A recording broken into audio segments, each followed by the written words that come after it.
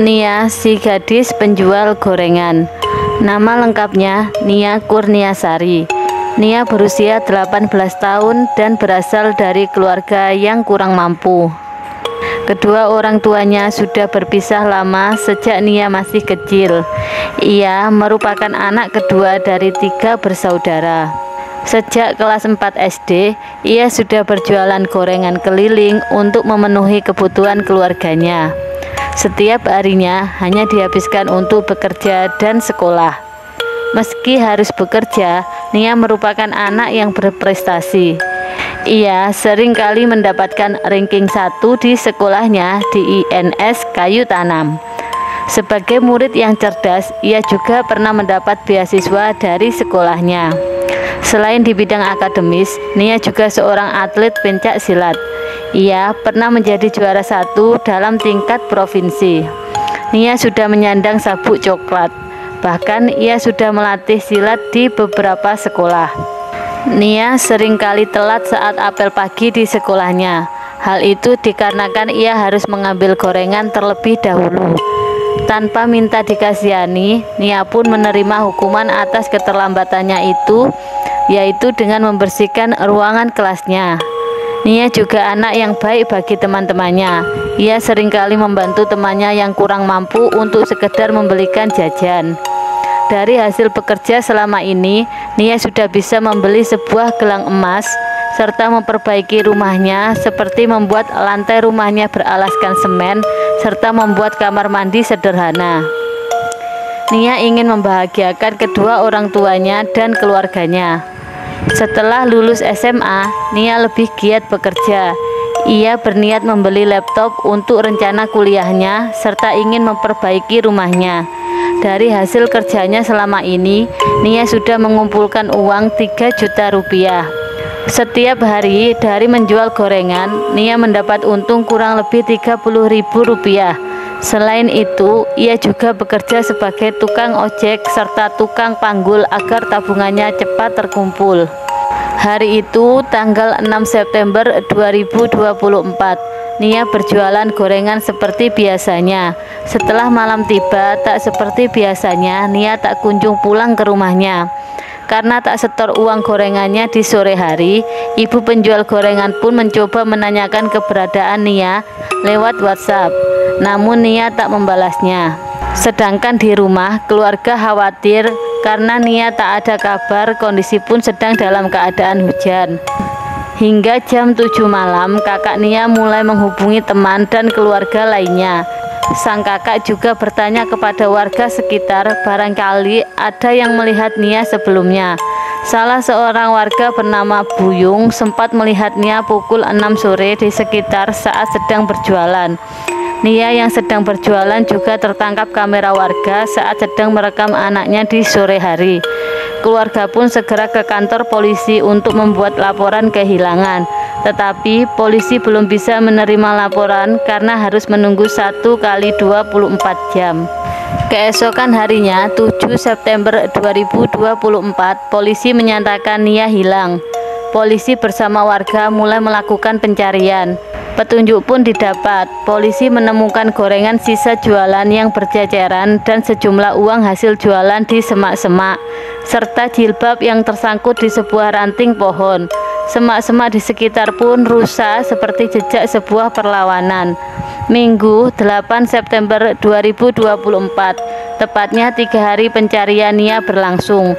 Polisi menemukan jasad Nia ditemukan tanpa sehelai baju di tubuhnya, terkubur di gundukan tanah yang ditutupi ranting dan dedaunan sedalam 1 meter di lahan perkebunan. Lokasi tersebut berjarak 500 km dari rumah Nia. Di sekitar lokasi juga ditemukan barang seperti kain sarung, pakaian, dan sandal milik Nia. Kemudian tali rafia dan tas yang berisi narkotika berjenis sabu yang kemungkinan milik pelaku. Dari sinilah penyelidikan dimulai dan dapat dipastikan bahwa Nia adalah korban kejahatan. Polisi pun segera mengumpulkan semua barang bukti, rekaman CCTV, serta 22 saksi yang telah diperiksa. Dari semua bukti dan saksi yang sudah dikantongi polisi, kecurigaan mengarah kuat ke salah seorang yang bernama Indra Septiarman. Selain Indra berada di lokasi jualan dan sempat membeli gorengan Nia, ia juga seorang residivis. Salah satu teman Indra juga bersaksi bahwa Indra sempat menceritakan dengan bangganya ia telah memperkosa dan menghabisi nyawa Nia. Dari situlah polisi langsung menetapkan Indra sebagai tersangka dan mulai melakukan pengejaran. Indra Septiarman sendiri adalah seorang residivis berusia 26 tahun yang pernah didakwa atas kasus pencabulan di tahun 2013 dan penyalahgunaan narkoba di tahun 2017. Selain itu, Indra juga sering kedapatan mencuri hasil kebun warga. Namun warga tak ingin memperpanjang masalah ini hingga ke polisi. Sejak kecil, Indra sudah ditinggal ibunya meninggal dunia, sedangkan sang ayah sibuk bekerja sebagai supir. Sehingga ia tumbuh dengan kurangnya pengawasan dari orang tua. Pencarian terus berlanjut. Penyergapan pertama Indra bisa lolos dan polisi hanya menemukan sandal dan tas milik Indra. Entah bagaimana di penyergapan yang kedua Indra pun bisa lolos dari polisi. Tak hanya lolos dari polisi, ia juga lolos dari warga yang saat itu melihat Indra yang berada di kebun tanpa mengenakan busana. Karena ketahuan warga, ia berlari masuk ke jurang dan ke sawah, kemudian masuk ke semak-semak dan akhirnya lolos dari kejaran warga. Meski berulang kali lolos, polisi dan warga terus melakukan pencarian. 19 September 2024, warga melapor dan curiga terhadap salah satu rumah kosong yang tak dihuni. Warga yang geram sudah berkumpul di sekitar rumah. Namun mereka tak bisa masuk rumah tersebut karena kondisinya sudah terkunci dari dalam. Saat polisi datang, polisi mendobrak pintu rumah. Indra pun ditemukan di celah loteng rumah. Ia diturunkan paksa oleh polisi dan juga warga.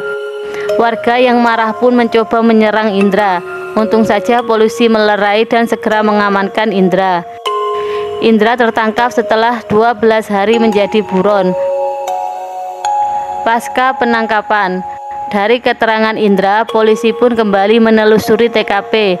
Ditemukanlah dua bukti baru, yaitu celana Nia yang hanyut di sungai sejauh 1,5 meter dan cangkul warga yang digunakan untuk mengubur sekitar 400 km dari TKP. Di hari kejadian sore itu sekitar pukul 5, dalam kondisi hujan di sekitar Pasar Gelombang, Nia yang sedang menjajakan gorengan melintas di depan Indra dan teman-temannya yang sedang nongkrong di sebuah warung. Kemudian salah satu dari mereka memanggil Nia untuk membeli gorengan. Indra yang bukan pertama kali ini berniat buruk kepada Nia melihat celah untuk melakukan aksinya di sore itu. Setelah Indra dan teman-temannya makan gorengan, mereka pun pulang ke rumahnya masing-masing. Berbeda dengan teman-temannya, Indra malah mengambil tali rafia di warung dan mengambil jalan pintas untuk menghadang Nia. Pada mulanya, Indra hanya berniat untuk memperkosa Nia. Namun ketika Indra membekap Nia, Nia mencoba melawan. Indra pun semakin memperkuat bekapannya kurang lebih selama 6 menit hingga Nia tak sadarkan diri. Karena perlawanan yang diberikan Nia, jilbabnya pun terlepas saat itu. Gorengan dan uang hasil jualannya juga jatuh di semak-semak. Karena lokasi berada di dekat jalan, Indra pun menyeret tubuh Nia sejauh 2 km di tempat yang dianggapnya sudah aman, dan disitulah ia melakukan aksi kejinya.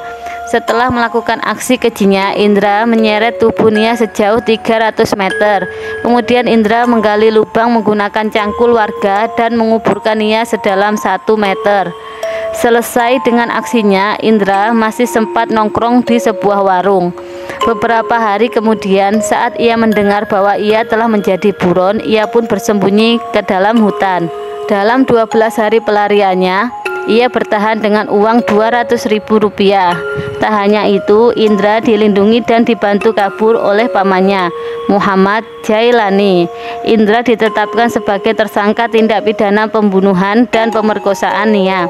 Sementara Jailani ditetapkan sebagai tersangka karena telah menyembunyikan kejahatan dan membantu Indra untuk melarikan diri. Sementara itu, di kampung, warga yang simpati turut membangunkan rumah untuk Nia. Jika ada kesalahan dari video, silahkan berikan pendapat Anda di kolom komentar. Cukup sekian kisah di video kali ini, sampai jumpa di video selanjutnya.